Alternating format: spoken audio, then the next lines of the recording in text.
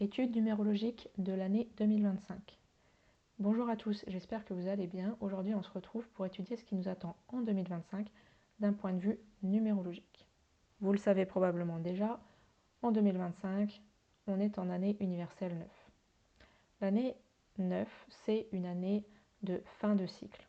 Par contre, selon moi, les fins de cycle ne sont pas des choses qui vont se passer tout seul sans qu'on ne fasse rien, juste parce qu'on est en année universelle 9. Vous allez devoir travailler sur certaines choses. On voit dans l'année 2025 la présence de 4 chiffres, le 2, le 0, à nouveau le 2 et le 5. Le 2, c'est la dualité, c'est notre rapport à l'autre et aussi notre rapport à nous-mêmes. Le 0, souvent, c'est pas pris en compte dans la numérologie, mais on peut voir ça un peu comme le serpent qui se mord la queue, le fait de tourner en rond, parce qu'on voit bien que le 0 est une boucle fermée. Donc ça peut faire penser aux choses, toutes les choses répétitives dans notre vie. Et le 5, pour moi, c'est un peu le lâcher-prise, la guérison. Donc ce qu'on voit là, c'est que cette année, on va avoir besoin d'étudier un peu tout ce qui se passe au sein de nos relations. On peut regarder par exemple les effets miroirs avec les autres. On peut regarder toutes les projections qu'on fait et que les autres font aussi sur nous. Je vous invite à vous poser des questions, par exemple quand vous discutez avec quelqu'un, qu'est-ce qui vous fait réagir? Pourquoi ça vous fait réagir? Quelle est l'histoire que vous vous dites, que vous vous racontez dans votre tête à ce moment-là pour que ça vous fasse réagir à ce point-là?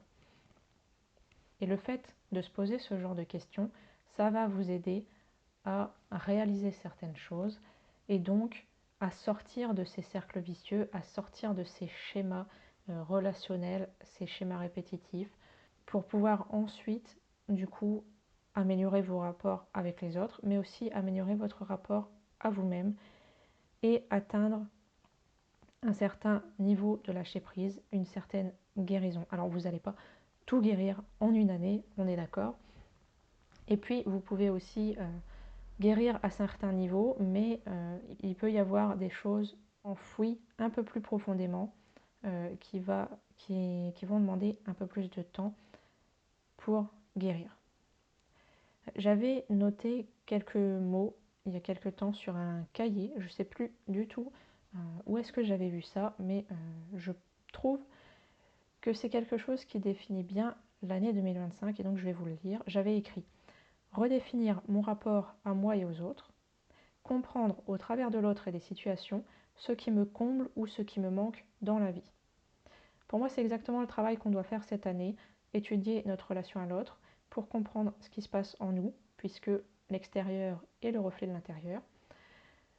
Tout ça, ça nous permet d'avoir des prises de conscience et donc d'avoir des guérisons émotionnelles et autres. Et selon moi, c'est en travaillant sur vos rapports avec les autres pour guérir vos relations et vous guérir vous-même que vous allez pouvoir vous libérer de tout ce qui ne vous convient plus actuellement pour pouvoir ensuite repartir sur de bonnes bases et démarrer un nouveau cycle en 2026, année pendant laquelle on sera en année universelle 1. Voilà ce que j'avais à vous dire par rapport à la numérologie de l'année 2025.